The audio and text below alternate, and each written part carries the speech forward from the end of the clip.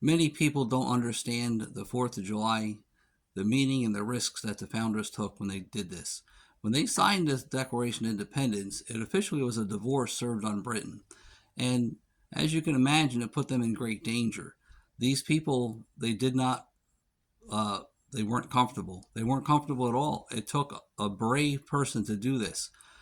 Now, to put it in better perspective, they sat there and they signed their freedom. They signed something that was against Britain, a nation that had an army of people that were 100 times more than they had. And they took this great risk for you. They took this great risk for everybody in the future and for themselves. Now, when you look at the Declaration of Independence, you got to realize that it took a few days for it to get taken care of. The July 2nd, 1776, it was actually signed, and the ratification didn't start till July 4th of 1776. When you ratify something, it means that all the states came together and said, yeah, we're going to do this thing. Now, the concern is really simple. Put yourself in this position. Here you are, you're facing an army of British coming through, and they're regularly coming through because what they did back then was they took just the rights. They took the rights. For instance, when you were married back then, the king had the right to have one of his heads of military have actual sex with your wife before you had permission to get married. There was a lot of things that happened back then. People didn't understand.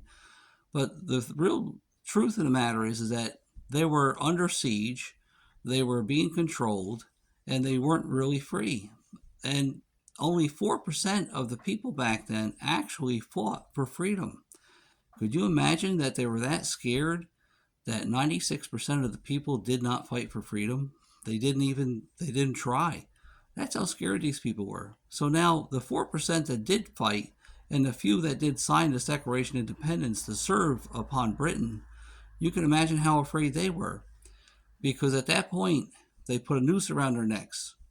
So when you're celebrating the Declaration of Independence, which is the 4th of July, remember, it's just not all about fireworks. It's just not all about picnics and barbecues and all that stuff. It's about what these founders went through and the people that fought for your freedom and what they did. And as John Adams once said, and it's basically, now that you're free, you got your freedom, all you have to do is hold on to it. And the founders went and repeated that many times. Many of the founders have. Remember, folks, today you're under siege. If you don't think so, take a good look at your government. It doesn't matter what party you're in. It doesn't matter what the situation is. You have to realize that everything you have going on, you are in danger. So this Declaration of Independence Day should serve to you as a reminder that you have to fight for your freedom. You have to keep it. That's what it's all about. So join balanceamericannow.com. It's free for you to join, and then share it with all of your friends.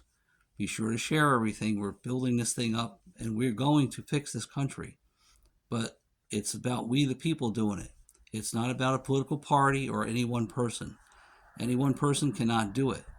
If you read all the regulations and stuff that the founders put forward to us, you will see that it's all about we the people. So have a great 4th of July, and remember, you must hold on to it. You must do your part to hold on to your country, or you will not be free. Thank you. Join balanceamericannow.com.